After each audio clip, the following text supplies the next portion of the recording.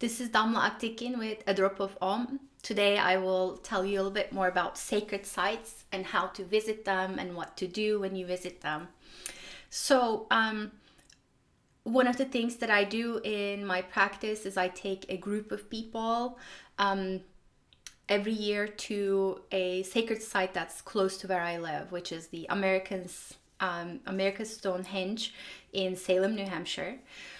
But this could be any other sacred site that is close to you, where you live, or any place in nature where you feel this elevation of soul, where you feel this meditative quality coming over to you.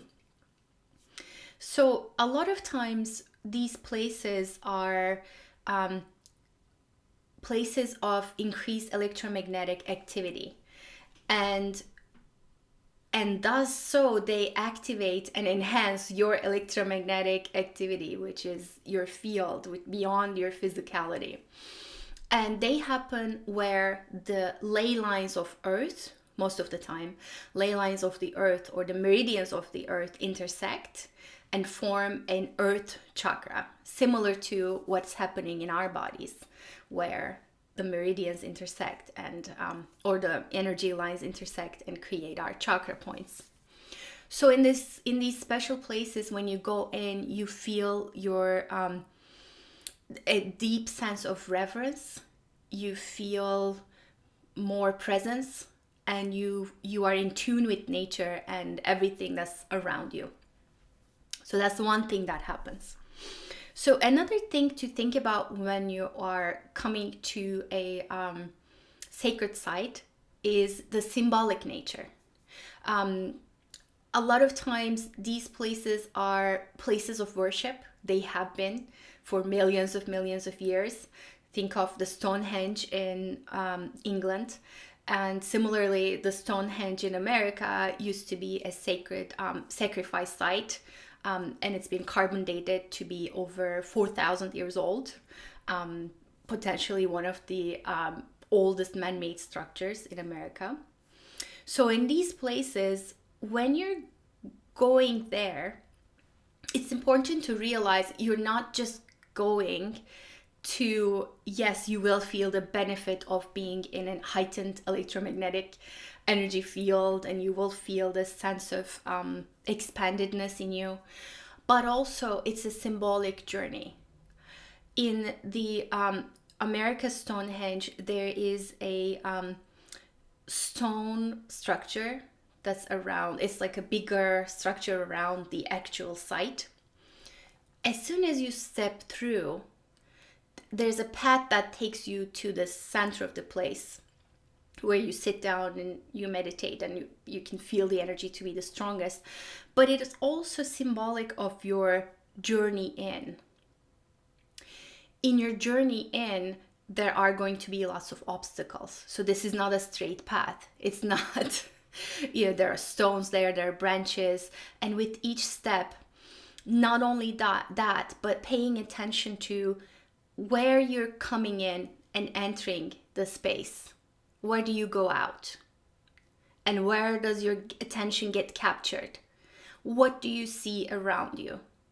What is the experience in your body and around you that is wanting itself to be known to you?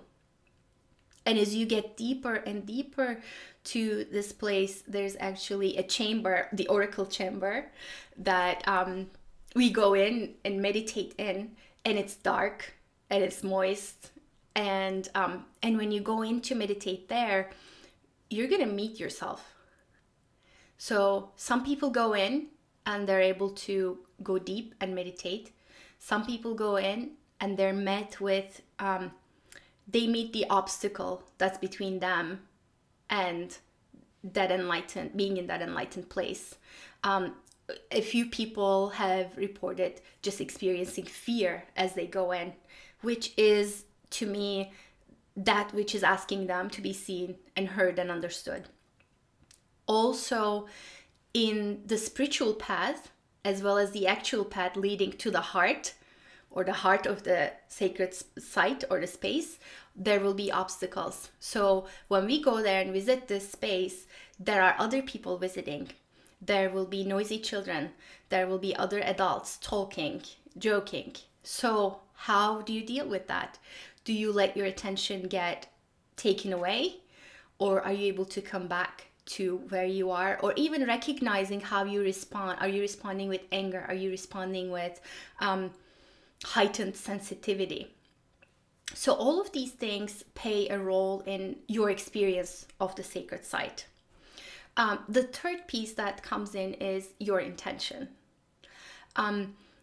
which is one of the things we do in these sacred site visits. Is we actually take some time before even entering the site to set our expectations and intentions, and then afterwards we come in, we get together in a circle, and we talk about and we normalize our experiences.